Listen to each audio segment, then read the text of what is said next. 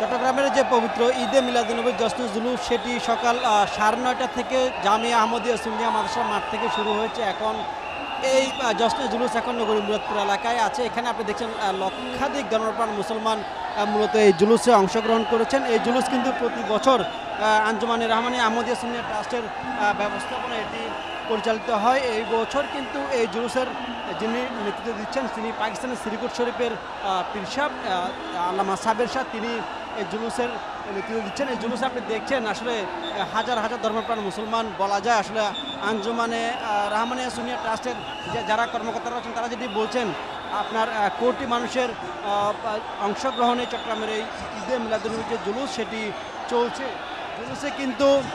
জুলুসে কিন্তু দেখছেন গাড়ি বহরে রয়েছেন। এই যে জুলুসের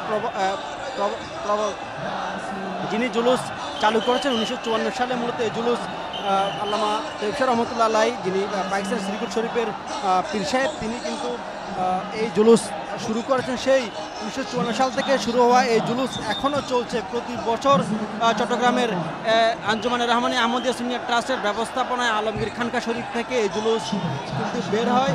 জুলুসে সাধারণ মানুষের পাশাপাশি বিভিন্ন শ্রেণী পেশার মানুষও অংশগ্রহণ হয়ে থাকে বলে আমরা জানতে পেরেছি। এবং সুন্নিয়া ট্রাস্টের যারা কর্মকর্তা রয়েছেন তারা যেমনটি বলছেন, প্রতি বছরের এই জুলুস কিন্তু এবার ভিন্ন মাত্রায় রূপ নিয়েছে। কারণ এই বছর এই জুলুসে কিন্তু সড়কগুলো সংক্ষিপ্ত করা হয়েছে। এই জুলুসের সড়ক সংক্ষিপ্ত হওয়ার কারণ সেটি হচ্ছে যে বিভিন্ন কারণে এই বছর কিন্তু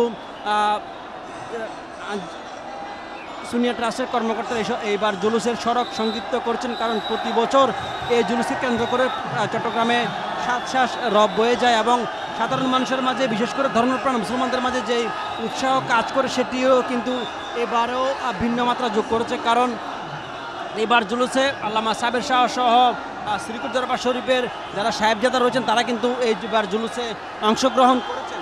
এবং যেটি বলা যায়, এই জুলুসে কেন্দ্র করে চট্টগ্রামে কিন্তু বিভিন্নভাবে আসলে উৎসব পালন করছেন চট্টগ্রামের মানুষ। এবং চট্টগ্রাম নগরের পাশাপাশি আশপাশের যতগুলো জেলা উপজেলা আছে সবগুলো জেলা উপজেলার খানকা এবং দরবার শরীফগুলোতে কিন্তু এবারে জশ্ন জুলুস উদযাপন করা হচ্ছে। এবং একটি বলা যায় এই জশ্ন জুলুসে কিন্তু শিশু থেকে বৃদ্ধ সব শ্রেণীর মানুষের কিন্তু অংশগ্রহণে অনন্য উৎসব নিয়ে যাওয়া হয়েছে। পাশাপাশি আসলে বিশ্বের বিভিন্ন দেশে আঞ্জুমানে রহমানিয়া সুন্নিয়া ট্রাস্টের কর্মকর্তারা যেমনটি বলছেন, বাংলাদেশের পাশাপাশি বিশ্বের বিভিন্ন দেশে কিন্তু ঈদে মিলাদুন্নবীর যে পবিত্র জশ্ন জুলুস সেটি কিন্তু উদযাপন করা হয়।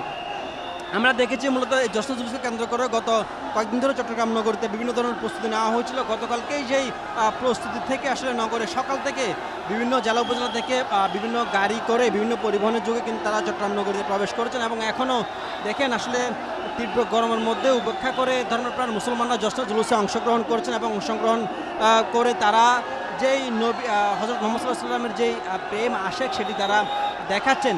এবং এই জুলুসের মাধ্যমে এখানকার যারা ধর্মপ্রাণ মুসলমানরা রয়েছেন তারা যেমনটি বলছেন যে দেশে সামগ্রিক পরিস্থিতিতে ধর্মপ্রাণ নির্বিশেষে সবাই যেন শান্তিতে বসবাস করতে পারে সেটির সাম্য বজায় রেখে এবং সব শ্রেণী পেশার মানুষের সহাবস্থান সেই জন্য নিশ্চিত করা যায় সেটি বলছেন জুলুসে আগত ধর্মপ্রাণ মুসলমানরা। পাশাপাশি বাংলাদেশের যে বর্তমান প্রেক্ষাপট বিভিন্ন অরাজকতা সেটির শান্তি কামনা এবং সব ধরনের ষড়যন্ত্র উপেক্ষা করে দেশের ধর্মপ্রাণ মানুষ এবং শ্রেণী পেশার মানুষ সমানতালে বসবাস করবেন সেই কামনা করছে কিন্তু ধর্মপ্রাণ মানুষ।